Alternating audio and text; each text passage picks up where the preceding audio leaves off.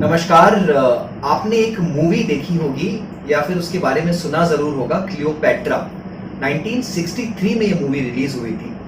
उस मूवी की सबसे खास बात ये थी कि इसकी जो कॉस्ट थी मूवी की प्रोडक्शन की, वो थी $44 मिलियन 1963 में। आपको ये जानकर हैरानी होगी कि अगर सेम मूवी को आज बनाया जाए, सेम सेट, सेम लोकेशंस, सब कुछ सेम, बिल्कुल वैसा ही सब कुछ, तो उसकी कॉस्ट आज की डेट में होगी $300 मिलियन। जी हाँ, 1963 का $44 मिलियन जो था, वो आज की डेट में $300 मिलियन हो गया है। क्या हुआ है?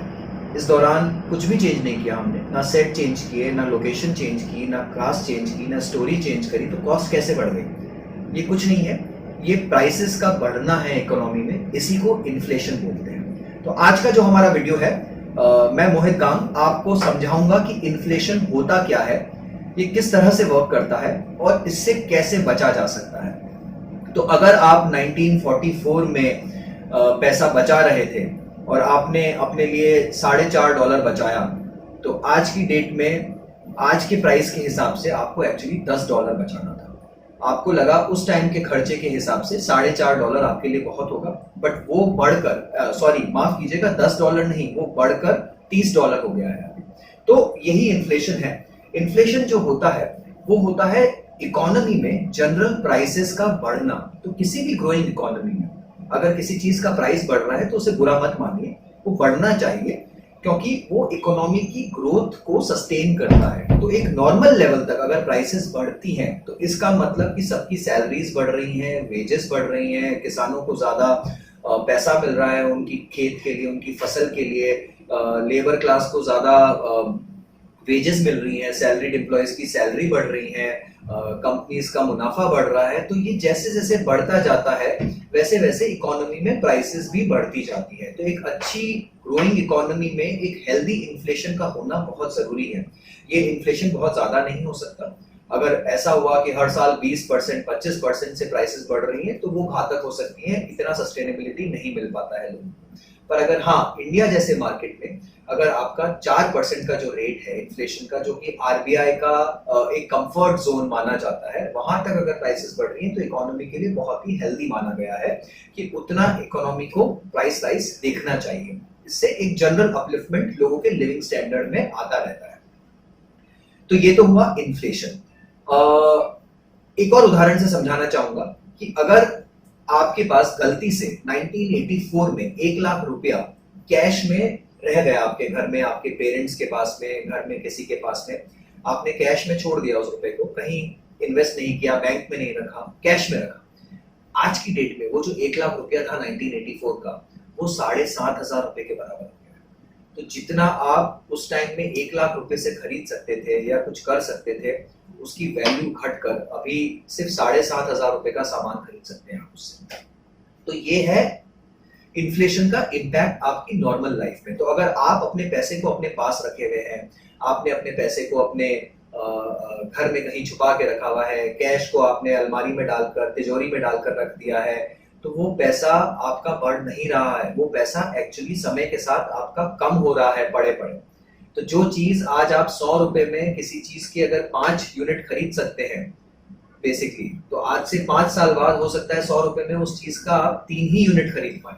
वो चीज महंगी हो जाएगी। और अगर आपने 100 रुपया रख छोड़ा है तो वो 100 रुपए का वैल्यू जो आज उस 5 के बराबर था, वो 3 के बराबर हो जाएगा। तो ये पैसे को जो रखने की प्रथा है हमारे घरों में, पुराने समय से जो चली आ रही है कि कुछ पैसे को हम छुपा के रख देते हैं, घर में तिजोरी में कैश रखते हैं बहुत ज्यादा, वो बहुत गलत है। आपको उतना ही कैश रखना चाहिए जितना कि बहुत बेसिक मिनिमम रिक्वायरमेंट हो, जो आपका इमरजेंसी फंड हो घर में, या रोजमर्रा के खर्चों में जो काम आता हो। बाकी जितना भी पैसा है उसे बैंक में रखिए। एटलीस्ट सेविंग्स अकाउंट में आपको कुछ नहीं तो 4% रेट ऑफ इंटरेस्ट मिलेगा, कुछ तो पैसा बढ़ेगा। हालांकि वो पूरा टैक्सेबल होता है और इन्फ्लेशन को मीट नहीं कर पाता है। उसका फिक्स डिपॉजिट कराइए, कम से कम उस पर 6-7% अर्न करिए, ताकि आप इन्फ्लेशन के बराबर पैसा को बचा सके। पैसा बढ़ नहीं रहा है, वो सिर्फ इन्फ्लेशन की रेट के बराबर आपका पैसा बढ़ रहा है कि उसकी वैल्यू जो है एक्चुअल में वो कम नहीं हो रही है। Right? Price is one thing and value is another. ये हमेशा याद रखिएगा। इकोनॉमिक्स के दो बहुत ही यूज्ड टर्म्स हैं प्राइस और वैल्यू। तो प्राइस जो होती है वो वैल्यू से बहुत अलग होती है। 100 रुपए की कीमत होना और 100 रुपए की वैल्यू होना किसी चीज का वो बहुत बहुत अलग अलग मायने रखती है। वो कीमत बढ़ सकती है पर उसकी वैल्यू उतनी ही रहे जितना आपका पैसा बढ़ रहा है। उसके लिए आपको इन्फ्लेशन के हिसाब से इन्वेस्टमेंट करने की बहुत ज्यादा जरूरत होती है। इसीलिए world wide financial investments, physical investments इतने पॉपुलर हैं। लोग क्यों मकान खरीदते हैं? लोग मकान इसलिए खरीदते हैं कि उनको लगता है कि अगर अभी नहीं लिया तो ये घर बाद में बहुत महंगा हो जाएगा, तो मैं इसको आज ही ले लेता हूँ। वो महंगा नहीं हो रहा है घर, वो सिर्फ जनरल इकोनॉमी में जो प्राइस राइज है इन्फ्लेशन के हिसाब से उसका प्राइस बढ़ रहा है। सोना, लोगों को लगता है कि सोने का जो रेट है वो इतना बढ़ रहा है, इतना बढ़ रहा है। सोना एक्चुअली अगर आप देखें 100 साल की हिस्ट्री लें गोल्ड की, तो वो इन्फ्लेशन के हिसाब से चलती आ रही है। तो जितना 100 साल में इन्फ्लेशन आया है उतना ही 100 साल में सोने का भाव बढ़ गया है। तो आज से 100 साल पहले 1 तोला सोना जितनी चीजें खरीद सकता था, आज भी 1 तोला सोना उतना ही खरीद सकता है। तो उसकी वैल्यू बराबर रही है 1 तोले की, उसकी कीमत बढ़ गई। तो वो इन्फ्लेशन है बेसिकली। तो रियल एसेट्स जो होते हैं, जो फिजिकल एसेट्स होते हैं like property, gold, these are more store of value. ये आपकी वैल्यू को प्रिजर्व करते हैं, इन्फ्लेशन से आपके पैसे को बचाते हैं। फाइनेंशियल इन्वेस्टमेंट्स जो होते हैं, stock investments, mutual fund investments, direct equity investments, ये सारे आपके पैसे को बढ़ाते हैं, वैल्यू को इंक्रीज करते हैं, आपका वेल्थ क्रिएशन करते हैं, बिकॉज इनका सिंगल माइंडेड फोकस होता है आपका इन्फ्लेशन को बीट करना। तो जो इक्विटी इन्वेस्टमेंट्स होते हैं वो टिपिकली आपको इंडिया जैसे मार्केट में 10% से ऊपर रिटर्न देने चाहिए, 12% से ऊपर रिटर्न देने चाहिए। तो जो आपका 4% का इन्फ्लेशन रेट है, 5% का इन्फ्लेशन रेट है, उसको वो बीट करते रहते हैं ईयर ऑन ईयर, और इस तरह से वो आपके वेल्थ को क्रिएट करते हैं। इसलिए वो इतने पॉपुलर हैं, और इसलिए सारे फाइनेंशियल एक्सपर्ट्स आप देखेंगे कि हर इन्वेस्टर को रिकमेंड करते हैं कि कुछ ना कुछ पोर्शन वो जरूर इक्विटी में डालें, ताकि इन्फ्लेशन उनके पैसे को खत्म ना कर दे बैठे बैठे। तो ये तो था इन्फ्लेशन का कंसेप्ट। इन्फ्लेशन कैसे मेजर होता है, आपको कैसे पता लगेगा इन्फ्लेशन क्या है? देखिए, आपकी और मेरी जिंदगी में इन्फ्लेशन बहुत सिंपल है। हम जो सब्सिडी लेने जाते हैं, हम जो रेंट पे करते हैं, वो हर साल कितना बढ़ रहा है। अगर आपका रेंट हर साल 5% बढ़ रहा है, 10% बढ़ रहा है, तो वो इन्फ्लेशन है हमारा।